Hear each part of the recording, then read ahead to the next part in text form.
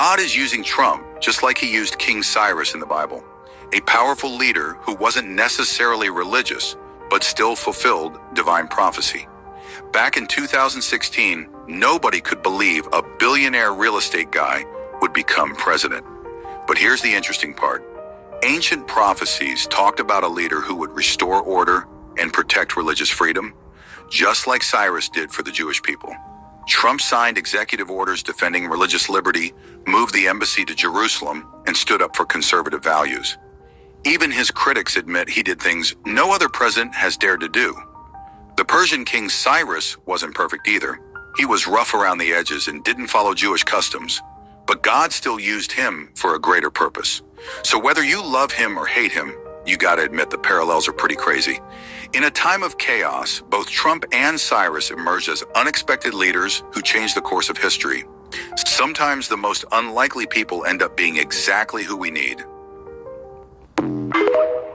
This is not about politics. This is not about whether I love or hate, like or dislike Trump, but historical facts, especially when it comes to people who fall into this Christianity, this belief in Christianity, and try to make anything fit into their narrative, just bewilders my mindset. So first, let's look at it a little bit politically.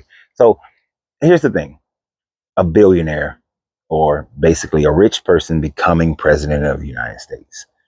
Well, JFK was a rich man living off of Jack Kennedy's wealth that he built. A rich man.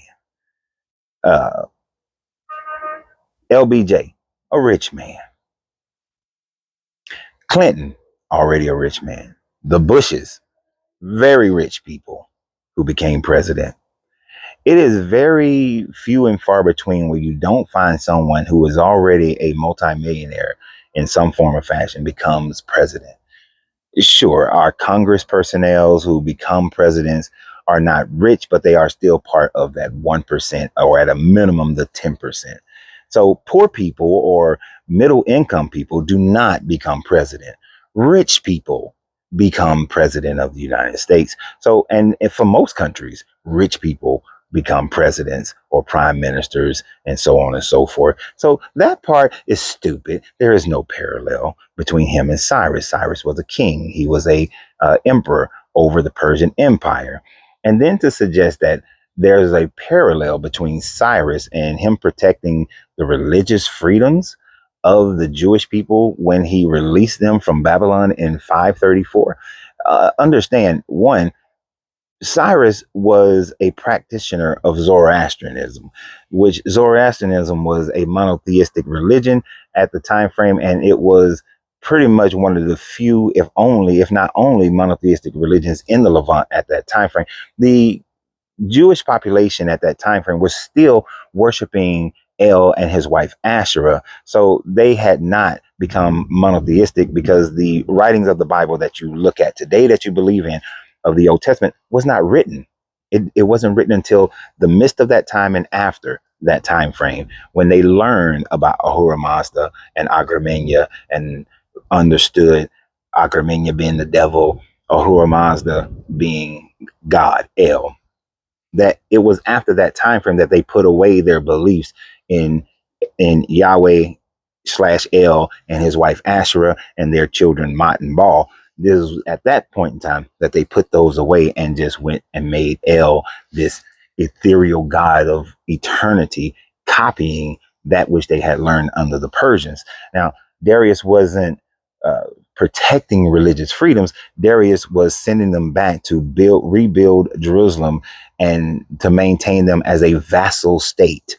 A vassal state. He was not fulfilling any prophecies, because according to the Jewish prophecies, the one who would redeem their religion would be a Messiah who comes from the line of David. That was not Darius. And as far as what not Bill Clinton, as far as what Donald Trump has done as far as protecting religious freedoms, he is not protecting religious freedoms of everybody. He is protecting the religious freedoms of Christianity. He is siding with Christianity. He is looking to make Christianity more of a theocracy in America, and thereby diminishing religious freedoms of anyone else who practice some other religion by forcing or trying to force Christian values, Christian reading of the Bible, understanding of the Bible into the cornerstones of America, and forcing people who don't believe in this God to have to allow their children to read this Bible in their schools, or force pledges of allegiance to this God and or to himself. And so he is not protecting the religious freedom to worship Allah, or to worship uh, Ogun, or to worship Odin, or to worship any other deity but the Christian deity. So he is making of a imperial theocracy of Christianity in America. And do you think he actually cares about the religious freedoms of the people in Israel? Of course not. If he did care about that, then the religious freedom would be that the Palestinians could still worship Allah as they so choose, that the Zoroastrians who live there could worship Ahura Mazda as they so choose. But he is actually supporting and pushing for the soul worship of the Jewish version of the God that the Christians believe in. But the Jewish version of the God that the Christians believe in is completely different, because they do not accept your Jesus as a Messiah. They do not accept your Trinity. So it is a very different God. So he is not protecting religious freedoms in any form or fashion.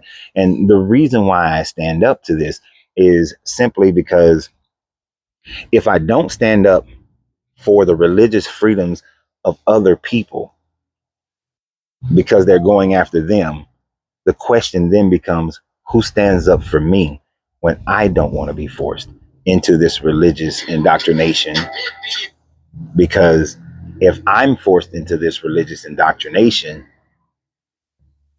and I'm the last man standing because everybody else has already been forced, so I have to stand and allow people to believe whatever they desire to believe without that force, to keep my ability to not believe in any of these religions, to not be forced into any of these religions, to not have to uh, give pledges to any of these gods and deities, to protect whenever I do have grandchildren, but to protect my kids and protect my nieces and nephews and so on and so forth from being forced into any religion whatsoever. So I stand for religious freedom of people to believe whatever they desire to believe in order to protect my own standing to not believe in any of these religions. So Trump is not fulfilling any prophecies, regardless of what they say. So always remember, you have to free yourself to be yourself, because your greatness is non-negotiable. Good journey, good vibrations.